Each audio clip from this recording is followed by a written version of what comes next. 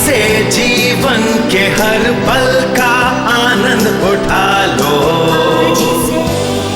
आज ही से मन की एक नई शांति पालो। समय आ गया बदलने का, समय आ गया कुछ करने का। अब उठा लो आनंद प्रतिदिन के जीवन का। आज इस कार्यक्रम को देखने के लिए धन्यवाद। परमेश्वर के वचन को आपके साथ बांटने में मुझे अच्छा लगता है। आज हम अनुशासित व्यक्ति के लक्षणों पर चर्चा करने वाले हैं। हम सभी अनुशासित रहना चाहते हैं ना, लेकिन स्वाभाविक रूप से हम सब कुछ आसानी से पालें। चाहे कुछ भी हो, एक सफल मसीही बने रहना आसान नहीं होता। इतना ही नहीं, यदि सब आसानी से मिल जाए तो हमारे लिए अच्छा नहीं होगा। हमें अपने विश्वास का प्रयोग करने के लिए विश्वास की मांसपेशियों को बढ़ाना जरूरी है। मुझे विश्वास है कि आज आप बढ़ने लगेंगे और आप एक अनुशासित व्यक्ति बने रहने का मार्ग जानेंगे। प्रवचन का आनंद लीजिए। प्रभु ने कुछ साल पूर्व मुझसे कहा कि मुझे वजन घटाने की जरूरत है। मैं 10 पाउंड ज्यादा थी और मैंने सारी कोशिशें की। अंततः प्रभु ने मुझसे कहा, तुम्हें ये जानने की जरूरत नहीं कि आपके दोस्त क्या खाते हैं, आपको सिर्फ प्रभु की बातें सुनना है। जब भी हम किसी का वजन घटा देखते हैं, आपने क्या किया, आपने क्या किया, आपने क्या किया, और उसके बाद हम उसकी कही गई दवा और योजनाओं को अपनाने लगते हैं, जिम जाते हैं, फिर भी हमारा काम नहीं बनता। आमीन। एक दिन बहुत ही सरलता से प्रभु ने कहा, आवश्यकता के अनुरूप ही खाओ। जो कुछ तुम्हारे लिए जरूरी नहीं उसे मत खाओ। किसी कारणवश मेरे अंदर सूजन सा हो गया था। जब भी मैं बाहर जाकर खाती तो हमेशा, आप जानते, भोजन परोसने से पहले ब्रेड और बटर दिया जाता है, तो निश्चय ही मैं ब्रेड उठाकर उसे आधा करके उसमें मक्खन लगाने लगती और तब मुझे सुनाई देता कि ये जरूरी नहीं है। यदि आप अपने आप को अनुशासित करके कुछ मिनट और रुक जाएं तो आपका खाना आ जाएगा और आप भरपेट खाएंगे। इसलिए ब्रेड और बटर का 200-300 कैलोरीज आपके लिए आवश्यक नहीं है। आमीन। लेकिन मुझे खुद को संयमित करना है, क्योंकि फिलहाल मुझे कुछ खाने को चाहिए, तुरंत मुझे चाहिए, या फिर जब मैं भरपेट खा लूंगी और किसी और चीज की जरूरत नहीं रहेगी तो वे डेजर्ट की बात कहेंगे। देखिए, मैं नहीं जानती, शायद 1-2 ग्रास, थोड़ा और मैं और डेव आपस में बांट लेंगे, और मैं आपको नहीं बता सकती कि मैं डेव को कितना डेजर्ट लेने के लिए कहती ताकि मैं खा सकूं।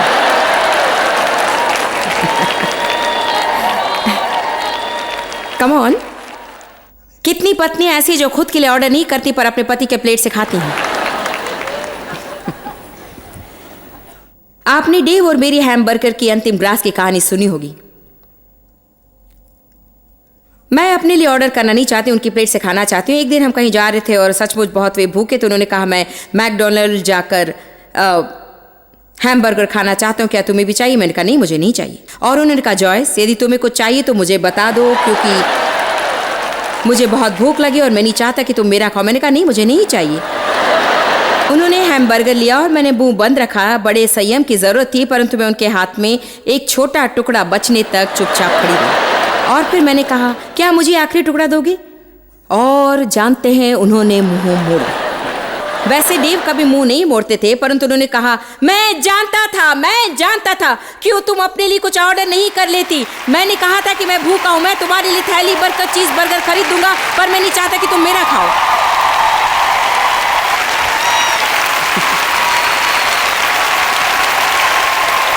तब मुझे गुस्सा आया और मैंने कहा कि अच्छा, रख लीजिए, मुझे नहीं चाहिए। तब उन्होंने उस अंतिम ग्रास हैमबर्गर को मेरे सामने रखकर कहा कि लो, खा लो। मैंने कहा, मैं नहीं खाऊंगी। सच बात है कि शायद मैं नहीं बता सकती कि मैंने क्या कहा। मैंने कहा, जब तक एक गर्म जगह बर्फ नहीं बन जाती मैं इसे नहीं खाऊंगी। ओ, डेव ने ऐसा कहा, डेव ने कहा।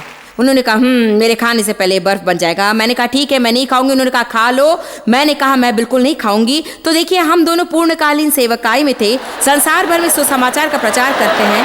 हम एक हैमबर्गर के टुकड़े के लिए जो कि हमारी कार के ऊपर पड़ा था, बुरी तरह से लड़ रहे थे।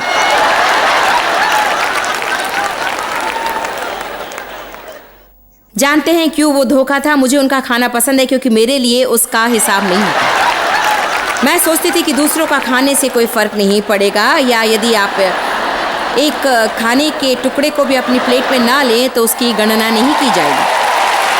और आप जब भी वहाँ से गुजरते हैं तो आप एक टुकड़ा मुंह में डाल लेते हैं और सोचते हैं कि इसे नहीं गिना जाएगा। और जानते हैं शायद ऐसा करते करते आप दिन में कुछ ज़्यादा ही खा जाते हैं। इसे कहते हैं धोखा।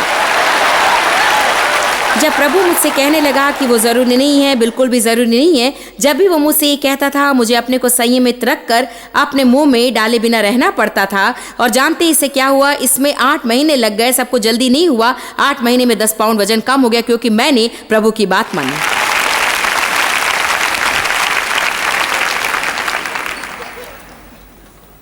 मैं सदा महान सम्मेलन के लिए प्रभु पर उम्मीद रखती हूँ, परंतु मैं इसके साथ ही साथ प्रार्थना, मनन, शैतान का सामना, संघर्ष से दूर रहना व शांति से शुद्ध विवेक लिए रहती हूँ। ये केवल प्रभु में विश्वास रखने मात्र से नहीं होता, हमें कुछ और करना पड़ता है।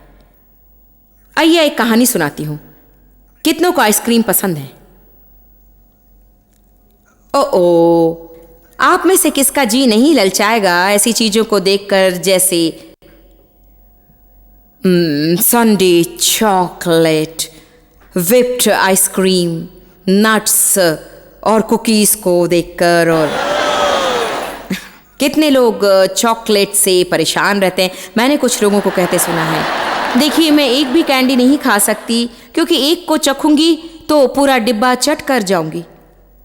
मैं एक भी चॉकलेट चिप कुकी नहीं खा सकती क्योंकि मैं पूरा बक्सा खत्म कर डालूंगी। मैं आपको एक कहानी सुनाती हूँ। क्या आपको आइसक्रीम पसंद है? अच्छा है, अब मेरी बात सुनिए। आप कह सकते हैं कि वो मेरी कमजोरी है, मैं कभी आइसक्रीम के लिए ना नहीं कह सकती, कभी भी नहीं। ना कह सकते हैं, आप कहेंगे नहीं कह सकती, मुझे वो बहुत पसंद है। और मैं कहती मना कर सकते हैं, आप कहेंगे नहीं कर सकती, मैं कहूंगी अभी मैं इसे साबित करती हूं। मान लीजिए आप संसार की सबसे बड़ी आइसक्रीम दुकान पर खड़े हैं। वहां आपकी पसंद की हर फ्लेवर मिलती है। सभी प्रकार के आइसक्रीम वहां पर हैं। काउंटर पर बैठा व्यक्ति आपसे कहता है, बताइए आप कौन सी आइसक्रीम खाना चाहेंगे, हम आपके लिए बना देंगे। आप अपनी पसंद बताते हैं और वो आपको क्रीम से भरी स्वादिष्ट, आपका जी भर देने वाली आइसक्रीम आपको देता है। एक लंबा चम्मच उस पर रखकर उसे आपके हाथ में देता है। अब मेरा सवाल है, क्या आप उसे नीचे डाल सकते हैं? अरे नहीं नहीं नहीं नहीं नहीं, नहीं। बहुत जी ललचा रहा है और अधिक बर्दाश्त नहीं कर सकती। मेरे जीभ में पानी भर आया है और मैं रुक नहीं सकती, मुझे इसे खाना ही है। आइए इस कहानी में थोड़ी कल्पना और मिला लेते हैं। जैसे ही आप एक चम्मच भर आइसक्रीम को अपने मुंह के पास ले जाते हैं, कोई आहट होती है, आपको लगता है कि कोई चीज़ आपके सिर को छू रही है। आप तिरछी नजरों से उसे देखते हैं, वहाँ एक मोटा तकड़ा पहलवान बंदूक थामे खड़ा है। डरावनी आवाज सुनाई देती है, यदि तुम इस आइसक्रीम को खाओगे तो मैं तुम्हें गोली मार दूंगा। अब फिर से आपके लिए एक सवाल है, क्या आप इस आइसक्रीम को नीचे डाल देंगे?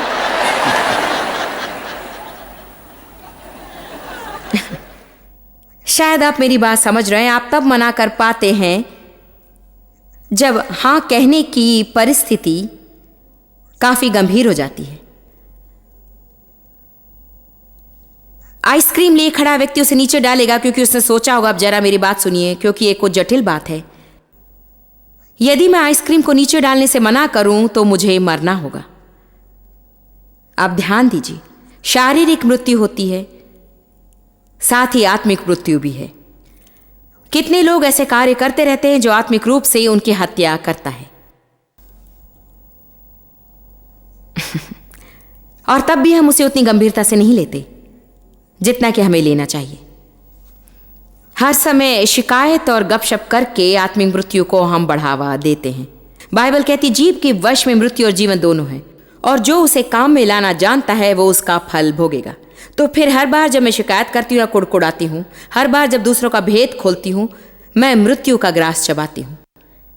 क्या मैं इसे किए बिना रह सकती हूँ? बिल्कुल, क्योंकि जिसके आप गपशप कर रहे हैं उसके आते ही आप चुप हो जाते हैं। वाह, ये तो बढ़िया है, धन्यवाद। क्या ये सच नहीं है? वास्तव में ये सब लालसा है और मेरे ख्याल से ऐसा होना चाहिए। सचमुच मैं मानती हूं कि हम सबको यीशु के प्रति अद्वितीय प्रेम रखना चाहिए। मैं बात कर रही हूं पूर्णता की। हमें यीशु के प्रति इतना पूर्ण प्रेम रखना चाहिए कि वो हमसे जो भी कहे हम उसे कर सकें, इसलिए कि हम उससे बेहद प्रेम करते हैं और उसे दुखी नहीं करना चाहते। आमीन। हमें चीजों के पीछे पड़ना छोड़कर ये देखना चाहिए कि पकड़े जाने से पूर्व हम कितनी दूर जा सकते हैं। हमें उन लोगों में से होना चाहिए जो खुद को संयमित रखते और किसी दूसरों से काम करवाने की प्रतीक्षा ना करें। अनुशासित व्यक्ति के कुछ लक्षण क्या हैं? सर्वप्रथम वो अतिरिक्त दूरी जाता है। किसी चीज को पाने के लिए जितना करना होता है उससे कुछ ज्यादा ही करता है। अनुशासित व्यक्ति से जितना करने को कहा जाता है उससे बढ़कर ही वो करता है, क्योंकि वो हमेशा ये देखना चाहता है कि उसने सब कुछ उत्कृष्टता से किया है, औसतन नहीं। निकालिए मत्ती 25।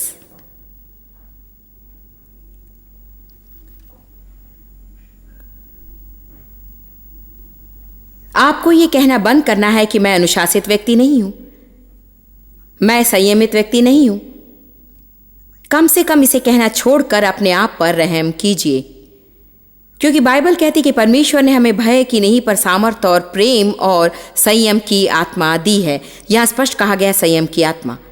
तो फिर यदि परमेश्वर ने मुझे संयम की आत्मा दी है तो मुझे कहना चाहिए कि मैं अनुशासित और आत्मसंयमित हूं। मैं आत्मसंयमित व्यक्ति हूं। और यदि आप दिन में 30 बार ऐसा कहेंगे कि मैं संयमित व्यक्ति हूं, मैं अनुशासित व्यक्ति हूं, खुद को संयमित रखना मेरे लिए आसान है, तब आप कुछ परिवर्तन देखने लगेंगे। परंतु यदि आप कहते रहेंगे मैं संयमित नहीं, अनुशासित नहीं, तो जानते हैं आप क्या कर रहे हैं? जो कुछ आप जानते हैं कि आपको करना है उसे करने की अपेक्षा आप खुद को अनुशासित रखने की प्रतीक्षा करते हैं। मत्ती 25:1। तब स्वर्ग का राज्य उन 10 कुंवारियों के समान होगा जो अपनी मशालें लेकर दूल्हे से भेंट करने को निकली। उनमें 5 मूर्ख और 5 समझदार थी। चलिए आज ही हम ये फैसला कर ले कि हम किन 5 में से एक हैं। 5 मूर्ख थी और 5 समझदार थी। एम्प्लीफाइड बाइबल कहती है कि वे संवेदनशील, बुद्धिमान, होशियार और सुव्यवस्थित थी। होशियार व्यक्ति अपना समय, अपने विचार और अपने शब्द, अपने धन आदि का इतना उत्तम नियोजन करता है कि उसका जीवन सदा संतुलित रहता है। क्या आप जानते हैं कि वास्तव में एक उग्र, सफल, विजयी मसीही बने रहना पूर्णकालीन काम है? रविवार के दिन 45 मिनट की दूरी पार करके किसी मकान में बैठकर 20 मिनट का उपदेश सुनने में वक्त गुजारने से कुछ नहीं होने वाला। उसके लिए वचन का मेगा डोज और पूरा समय 100% समय आवश्यक है। पर मैं आपको बता दूं कि आज संसार में इसके अलावा किसी और काम में वक्त गुजारना अधिक योग्य नहीं। आमीन। शायद आपको यकीन नहीं होता, पर मैं तो आमीन कहूंगी। आइए अब देखिए मत्ती 25 और पद 3। मूर्खों ने अपनी मशालें तो ली, परंतु अपने साथ तेल नहीं लिया। वे मूर्ख क्यों थे? क्योंकि उन्होंने ऊपरी तौर पर जो जरूरी था उसे लिया, पर अतिरिक्त सामग्री नहीं ले गए। जानते हैं क्यों? क्योंकि वो योजना कर रहे थे कि जल्दी जय पाले। उन्होंने अपने मन में ठान रखा था, और वो कोई चीज न थी कि काफी लंबा समय लग जाए। बहुत पहले से ही वे उसमें नहीं थे। कम अवधि के लिए उनको जो जरूरत था उन्होंने उसे लिया। परंतु समझदारों ने अपने आप से कहा कि यदि वो उतनी जल्दी ना आए जितनी हम उम्मीद करते हैं तो क्या होगा? हमें तेल के लिए इधर उधर भागना पड़ेगा। इसलिए अच्छा है कि हम अपने साथ थोड़ा और तेल ले लें, ताकि देर हो जाने पर, विलंब हो जाने पर हमारी मशालें जलती रहें। जो व्यक्ति अनुशासित न हो वो कभी लंबे समय की तैयारी नहीं करता। वो सब कुछ आसानी से व जल्दी से जल जाता है। मूर्खों ने अधिक तेल नहीं लिया, परंतु समझदारों ने अपनी मशालों के साथ अपनी कुप्पियों में तेल भी भर लिया। जब दूल्हे के आने में देर हुई, देखिए यकीनन दूल्हे को जितनी जल्दी आना तो उससे अधिक देर हुई, आने में विलंब किया। वाह वाह वाह। यदि आप में वचन का एक छोटा अंश भी रहे तो आप उसको पकड़े रह पाते हैं यदि यीशु तुरंत चमत्कार कर देता है। परंतु यदि वो देर कर दे तो लंबे समय तक सब्र करने की क्षमता आप में नहीं रहती। इसलिए आपको वचन ग्रहण करने के लिए निराश होने तक का इंतजार नहीं करना चाहिए। आमीन। इसलिए यदि आज यहाँ पर ऐसे लोग आए हुए हों जो थोड़ी बहुत सफलता पाते हैं और उनके जीवन में 1000 गंभीर समस्याएं न हो, तो मैं आपको चेतावनी देती हूँ, क्योंकि कभी कभी ऐसे लोगों को आने में कठिनाई होती है और निराश होने पर आप छुट्टियां लेकर चर्च जाते हैं। आपको लगता है कि वहां जाकर आप सफलता हासिल करेंगे। निराश होने पर आपको जो कुछ भी करना है आप करेंगे, क्योंकि आप जानते हैं कि आपकी समस्या तभी दूर होगी। पर समझदार मनुष्य जाकर अधिक से अधिक वचन ग्रहण करेगा, यद्यपि उसे उसकी आवश्यकता भी न हो, क्योंकि वे जानते हैं कि किसी न किसी दिन उसे उसकी जरूरत पड़ेगी और मैं विनाश का सामना करने के लिए नहीं रुकूंगा। यदि समय से पहले आप सब कुछ अपने पास रख ले तो क्या होगा? विनाश आकर चला भी जाता है, पर आपको जरा भी उसका पता नहीं चलता, क्योंकि आपको जिसकी जरूरत थी वो आप में भरपूर से था। आमीन। जब दूल्हे के आने में देर हुई तो वे सब ऊँघने लगी और सो गईं। आधी रात को धूम मची कि देखो दूल्हा आ रहा है, उससे भेंट करने के लिए चलो। तब वे सब कुमारियां उठकर अपनी मशालें ठीक करने लगी। हमेशा ऐसा ही होता है। देखिए वचन 8। और मूर्खों ने समझदारों से कहा, अपने तेल में से कुछ हमें भी दो, क्योंकि हमारी मशालें बुझी जाती हैं। मूर्ख मसीही समझदार मसीह से कहता है, जब मुझे प्रार्थना और मनन करना था तब मैंने नहीं किया, मैंने प्रभु के साथ वक्त नहीं गुजारा, पर मैं जानता हूं कि तुम मनन करते हो, प्रार्थना करते हो, तुम्हारे जीवन में पवित्र आत्मा का तेल भरा हुआ है। अभी मैं मुसीबत में, क्या मुझे थोड़ा तेल दोगे? जानते हैं प्रभु तुम्हें 2 या 3 चक्कर काटने को रखेगा, पर कोई काम नहीं बनेगा, वो कामयाब नहीं होगा। यदि आप होशियार हैं तो आप कभी दूसरे को ऐसा करने का अवसर नहीं देंगे, क्योंकि आप उनके लिए सहारा बन जाते हैं। कुछ समय तक उन्हें सहारा देने के बाद उनसे कहा, आप खुद ही वचनों का मनन कीजिए, क्योंकि यदि कोई और हमेशा आपसे उनके बारे में कहते रहे तो आप कभी उन्हें याद नहीं करेंगे। और मूर्खों ने समझदारों से कहा, अपने तेल में से कुछ हमें भी दो, क्योंकि हमारी मशालें बुझी जाती हैं। परंतु समझदारों ने उत्तर दिया कि कदाचित हमारे और तुम्हारे लिए पूरा न हो, भला तो यह है कि तुम बेचने वालों के पास जाकर अपने लिए मोल ले लो। वचन 10 बहुत ही महत्वपूर्ण है। और जब वे मोल लेने को जा रही थी तो दूल्हा आ पहुंचा, और जो तैयार थीं वे उसके साथ ब्याह के घर में चली गईं और द्वार बंद किया गया। न जाने कितने लोग सेवकाई में रहकर प्रभु द्वारा प्रयोग किया जाना चाहते हैं, परंतु किसी प्रकार की तैयारी नहीं करती। कितनी नौकरी में पदोन्नति चाहते हैं, परंतु कभी खुद को सक्षम बनाने का प्रयास नहीं करते। जानते यदि मुझे डॉक्टर के पास जाना हो तो किसके पास जाऊंगी? वो जो वर्तमान से परिचित हो, जो हर समय प्रशिक्षण पाता हो, और वो नहीं जिससे 35 वर्ष पूर्व डॉक्टर की उपाधि पाई हो और उसके बाद कुछ नहीं सीखा हो। आमीन। आज सुबह मैं सोच रही थी कि कितने अविवाहित विवाह करना चाहते हैं। हाँ जॉयस, मैं हूं। मान लीजिए आप पहले से ही 2 बार शादी कर चुके हैं और दोनों शादियां टूट गई हैं। क्या आपने कभी उसके टूट जाने का कारण जानने की कोशिश की है ताकि तीसरी बार वैसा ना हो? यदि आपकी शादी ही ना हुई हो तो शादी संबंधी पुस्तकों को पढ़कर जानिए कि क्या सचमुच आप शादी करना चाहते हैं। क्या आप समझ रहे हैं? सेंट लुइस में एक औरत हमारे पास्टर के पास आई और कहा, इस शनिवार को मैं 7वीं बार शादी करने जा रही हूं और चाहती हूं कि आप प्रार्थना करें कि वो मेरे साथ अच्छा बर्ताव करे, क्योंकि किसी भी पुरुष ने मुझसे अच्छा बर्ताव नहीं किया। शुक्र है पास्टर बड़े बहादुर हैं। उन्होंने कहा कि आप जानती हैं, देखिए आपको इस बात पर गौर करना चाहिए कि इन 7 रिश्तों में सिर्फ आप ही सभी के साथ हैं। 7 भिन्न भिन्न पुरुष रहे, परंतु आप ही हमेशा समान रहे। और हम अक्सर ऐसा करते हैं, हम हर बार दूसरों पर दोष लगाते हैं और कभी ये नहीं देखते कि हम में कैसा सुधार लाना है। और यदि आप चाहते कि प्रभु आपका प्रयोग करे तो अभी तैयार हो जाइए। आज मैं यहाँ इस मंच पर खड़ी होकर प्रचार कर रही हूं और हम संसार भर में ऐसा करते हैं। जब प्रभु ने इस काम के लिए मुझे बुलाया था तब मैं फिंटन मिसौरी में 3 बच्चों के लिए एक हाउसवाइफ थी। मेरी बड़ी अच्छी नौकरी लगी थी और प्रभु ने चाहा कि मैं नौकरी छोड़कर सेवकाई के लिए तैयार होने लगूं। और जानते हैं, वो कैसी तैयारी थी, मैं बाइबल कॉलेज नहीं जा सकती थी, बच्चों को छोड़ नहीं सकती थी। दिन में 3 से 4 घंटे प्रभु के साथ वक्त गुजार कर अध्ययन किया करती थी। और जानते किस तरह से अध्ययन करती थी? मैं अपनी समस्याओं को लेती, मैं गुस्सा करती, मैं दुखी थी, मुझ में शांति नहीं थी। मैं उन पहलुओं को लेकर मनन करती थी और उस पर जय पाने के बाद प्रभु मुझे दूसरे विषय में शिक्षा देना आरंभ करता था।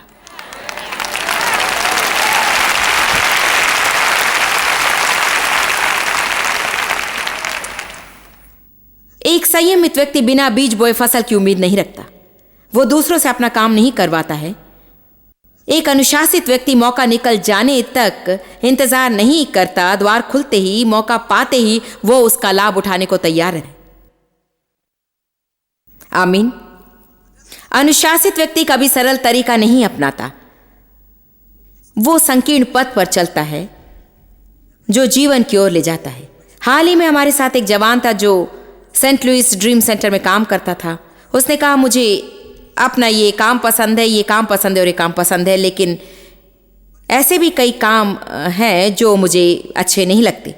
मैंने कहा, हर एक नौकरी में ऐसी बातें होती हैं जो उन्हें अच्छी नहीं लगती। उसने कहा, तो फिर इसके लिए मुझे क्या करना चाहिए? मेरे मन में जो बात आई वो ये थी कि जब आप काम करने लगते हो तब सबसे पहले कठिन भाग को पूरा करो, क्योंकि तब आप चुस्ती से भरे रहेंगे। और जो काम आसान होता है उसे करने में आपको अधिक कष्ट नहीं उठाना पड़ता है और पहले से ही आपका मन उसमें लगा रहता है, जिसके कारण आपको अधिक प्रोत्साहन मिलता है। पहले कठिन कामों को कीजिए और ताज़े दिमाग के साथ उसे पूरा कीजिए। उसने कहा, मैंने पहले कभी इसके बारे में सोचा ही नहीं। जानते लोग क्या करते हैं? हम कठिन कामों को बाद में करने की सोचते हैं, परंतु मैं मानती हूं कि अनुशासित व्यक्ति कठिन कामों को पहले करता है। चाहे आपको अच्छा लगे न लगे, यही ठीक है। आज आप यहां से जाकर सबसे पहले उस अलमारी को साफ कीजिए जिसे आप पिछले 20 साल से करने में घबराते थे, तो कितना अच्छा होगा। अगले हफ्ते 2 दिन की छुट्टी लेकर अगर आप गैरेज की सफाई करेंगे तो कितना अच्छा होगा।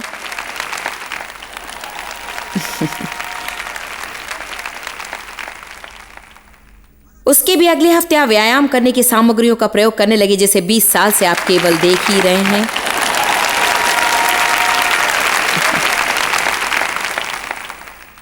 खैर, धन्य प्रभु, मैं ऐसा ही करूंगी। मत्ती 7 कहता है कि एक संकीर्ण रास्ता है और एक विशाल। संकीर्ण रास्ता जीवन की ओर ले जाता है, विशाल रास्ता विनाश की ओर जाता है। वास्तव में मत्ती 7 में कहा गया, विशाल रास्ते से निकलने वाले अनेक हैं, परंतु संकीर्ण रास्ते से बहुत कम। जानते हैं क्यों? क्योंकि संकीर्ण रास्ते से निकलने के लिए आपको संयमित रहना होगा।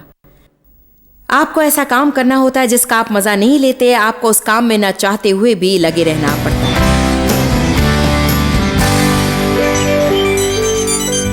हम परमेश्वर के सहभागी हैं और ये बड़ी अच्छी बात है, लेकिन ये एक जिम्मेदारी भी है।